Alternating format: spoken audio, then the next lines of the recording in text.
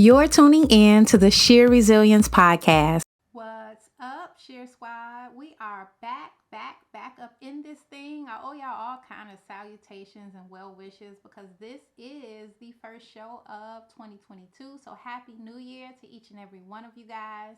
I pray that the new year has been kind to you thus far and that this entire year is just full of sheer dopeness in whatever way you're hoping that works out for you.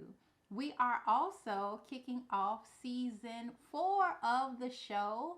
Y'all get to see my big head and see all of the hand talking and eye rolling that I do because this season we are rolling out. I know that I've shared with you guys in previous seasons that I was trying out a video component of the show, but we doing this thing this season. So whether you prefer to continue to listen to the show in your earbuds while you on the treadmill doing your thing, sis, continue to do that. Tell your friends, your coworkers, your cousins to do the same. But there are also some people who enjoy seeing the face behind the voice, and I want to meet that need too. So you guys can now catch the show on my YouTube channel. Without further ado, I have a story for y'all today. A lot of y'all already know that I'm a licensed stylist by trade. Over the last 20 plus years, I've spent the majority of my time in the salon. Now, for Black women, salons are a sacred place. It goes down in the salon. I'll just say that, right? I have been privy to several conversations over the years. Some that I'm just like, Some I'm eavesdropping on because wasn't nobody talking to me, and that's just salon culture. Sometimes we be in each other's business. But there was a conversation that shaped the whole structure of today's episode. It was a conversation that I overheard that I could not unhear. So the conversation went like this. This is what I hear that made me like take my nosiness up to another level. It was like, but that's all he ever want to do. I ain't trying to get dressed up to go over somebody's house to just sit there and eat dinner. So I'm like, this sounds good. I continued to listen, and basically the situation was there was this girl dating this guy, and he recently enrolled in culinary school.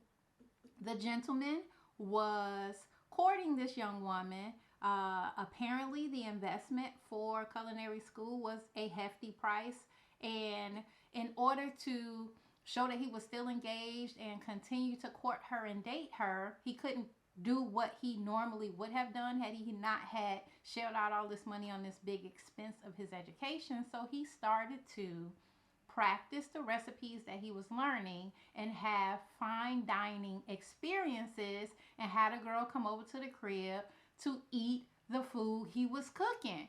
When I'm saying fine dining, I'm not talking red plates, plastic cups, because the question was asked. These are fine dining experiences, and I guess this was his practice to maybe opening his own restaurant or doing something on a professional level once he finished his training. Clearly, sis was salty. She was not here for the practice culinary experiences. She wanted him to perfect the craft before he made that a date, apparently. And me, myself, I'm wondering, am I tripping? And I definitely want to hear from y'all. What was wrong with what he was doing? I see it as admirable. There are so many mamas and children who have not ever, never ever experienced the dad or the father cooking the food. If we look at how our homes, our family structures are, sometimes there are the dad who throws down and does the barbecue, and then maybe there are some guys who are stay-at-home dads and they cook. But when we talking normacy, this not normal. What is a little bit more normal is how my husband gets down. He got 5 strong meals, and when he makes these meals, he does his thing. He can fry us up a turkey with the best skin we've ever experienced. His macaroni is magical, and when he feeling fancy, he got these stuffed peppers that he does. And listen, each and every time he throws down in the kitchen, I'm there with the applause, cheerleading, eating the food, very excited. So I couldn't fathom for the life of me why homegirl was struggling so much. Maybe because I'm married and she was just dating the dude. There could be all type of different ways to look at this. I do want to hear from y'all what you think about it. Pop down in the comments and tell me, would this be acceptable for you? So y'all know I cannot make the whole premise of this episode about somebody else's business without telling my own. So let me get into my own story, my own dirt. Like to hear it, here it go. This past Black Friday, I launched a new product in my beauty brand. So I have a short hair focused beauty brand called Pixie-ish that's all about making short hair simple and easy for women who rock pixie cuts like myself. I was spending months and coins getting together a new product, which was the first tool for the brand. So I got these flat irons. They actually came a bit earlier than I anticipated. So I was so frantic, child. I didn't even wait till Black Friday. I did all of the necessary getting the customers ready and launched the product. And I am so grateful that they were so well received. They sold good. Everything went good, right? So I'm gearing up. This is my first big Black Friday. Not only do I have my products, but now I got my tools. I'm about to shake up the short hair game, right? Listen, I found myself in my feelings. My sales were not popping like I had hoped or prepared for. I'm one of them people who is hard to get a middle ground. I'm either super excited and hyped up and getting on your nerves, or I'm like low somewhere needing to lay down and be alone by myself. I erred on the side of low. Not only did I log off of social media, I turned off my notifications so I didn't know what was going on in the store. One thing I did know is when I anticipated that it was going to pop off, it didn't, and I couldn't even take it no more. I just knew that I was going to have one of those Instagram moments where the people put their products on sale for their little thingamajiggies or whatever it is, and in seconds, they like sold out. Stores closed, we sold out. Or maybe even minutes. You know, I could have worked with minutes. I wanted one of those Tabitha Brown, I got my new seasoning effects popping off, right? Did not happen. So after a few days pass of me being in a funk and listening to my slow jams mixtape and being asleep and wearing my pajamas all day, I finally get to the day of the week where I process orders. So now I got to face it, right? My notifications been off. I don't know what my store's been doing. All I know is it didn't do what Tabitha did, right? I was supposed to do numbers. I log into my store and y'all, let me not even say I almost cried. I did shed a tear because my store did well. For this to be my first Black Friday, a new beauty brand, a independent beauty brand that is up against the big names of the world, I did incredibly well. What I could not wrap my head around was the fact that I had missed my opportunity to experience what it would have been like for me to go through the motions of seeing the sales come in at the rate that they were supposed to come in for me. I had made up in my mind that I was supposed to have this big explosive launch like everybody I had seen online, and that wasn't my portion. So because it didn't look like what I thought it looked like or look like what it looked like for somebody else, I totally missed my first Black Friday and just the joy that I know I would have experienced in seeing the slow but steady sales that my store made. So, as I whooped my own butt, felt my feelings, actually had to get myself, like, I had to really roll my sleeves up and prepare to work because I was not prepared for the amount of stuff that I did sell. So now I'm coming in here thinking I'm about to pack a couple of hours worth of orders, and I had to put in work. I was unprepared. Who else is willing to admit that you missed some moments? Sometimes we're so blessed that those same blessings that we once prayed for get to a point where they're not even giving what they used to give no more. I know it's not just me and the good sis from the salon who business I told y'all. So I'm going to share with you guys 3 things that I am doing to be more present and make sure that I'm grateful and that I don't miss any more of my moments because I'm wanting something to look a certain way or not just fully understanding that this is a gift. Don't be entitled. This is a gift. The first thing is minding Brandy's business. I told y'all the reason that I missed my moment in real time of really enjoying what happened from my store on Black Friday was because I had concocted in my head that it was going to look like somebody else's moment. Like my sales would be like their own. What we often do, especially when we talk business, is we look at somebody's third, maybe fourth quarter of their business, sports analogy, or the I've been in business 10, 12, 15 years.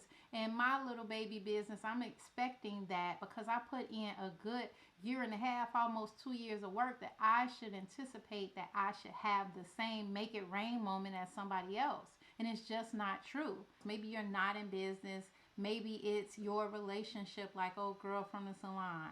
Be very careful to put your blinders on in regards to setting standards and anticipations for what you want to incur in your life, and make sure that it is definitely, we want to have standards and we want to hope and have expectation, but make sure that it's set up and it's motivated by things that make you happy, give you joy, and not by something we've seen somebody else have that we're longing for or we think we deserve, or something that we're hoping once we get this thing I will have arrived, or I'm going to have this great amount of notoriety, popularity, fulfillment. Like, sit with yourself and figure out what are the things that I want to have a part of my life, and then definitely let's set our stakes on them. But we're going to do that by minding our business. I'm also making sure, or look, doing my best, because I can't be sure of nothing out here, but I'm doing my best to make sure that I savor my moments by practicing gratitude every single day. Gratitude puts us in that mindset of understanding that while we might not have, be, look like everything that we would hope for, that there are so many things all around us that we should be grateful for. And if we just focus on what we do have, that glass being half full instead of half empty, it becomes a practice and we begin to see the world different. It helps us to view, okay, I don't have that new Tesla that I keep watching all the YouTube videos about. I don't have it. I don't have it yet, but I do have a car that I am very close to paying off. I do have one that gets me everywhere I need to go. It plays my music as soon as I get in the car, so I'm going to be grateful. That is an attitude of gratitude. So I felt this one for sis at the shop. Number 3 is setting and communicating your expectations. Now, when I talked about my husband cooking and the gentleman cooking for her, and why I felt like I could see it in one way and maybe she see it in another, because I've been with my husband 20 plus years, right? So I'm excited and enthused and all warm and fuzzy when he cooks, because like I said, I know that that's his contribution to the family. He is not a chef, so when he does do it, he's doing it from his heart, and I appreciate it. She married to that man. She ain't signed up for all of that. She don't know all of his intricacies. So that might not have floated her boat. Setting our intentions and communicating them in that situation could be a way to not miss your moments, because if she went into that relationship telling dude, listen, I like to go out, this is my love language, this is my idea of us dating, of being courted, then maybe he would have known that when he learned how to do the new fillet technique, she wasn't here for it. So a way to live in the moment and be grateful and just not miss our blessings, not miss recognizing our blessings. A good way to do that is to set your intentions and express them to whoever needs to know, whether it be the person you're in a relationship with, the person that you're partnering up to go into business with, people on your team, your kids. In different situations, our expectations are going to play out differently. You can't be expecting people to know what floats your boat if you never told them. So those are 3 things that I am doing and putting into my life repertoire to make sure that I don't have another moment missing debacle. All right, Share Squad, if you guys have enjoyed today's episode, then you gotta let me know. If you're watching this on YouTube, then hop down in the comments and leave a comment. Definitely answer the question that we talked about earlier. Would you have been down with the efforts that the brother did with cooking for the lady and having her come over, or is it a no-go? Answer the question in the comments. Also tell me if you are a first timer here, or if you have been rolling and rocking with us on the audio podcast and y'all are happy to see my face. Of course, I would love to connect with you guys on the Sheer Resilience page, Instagram.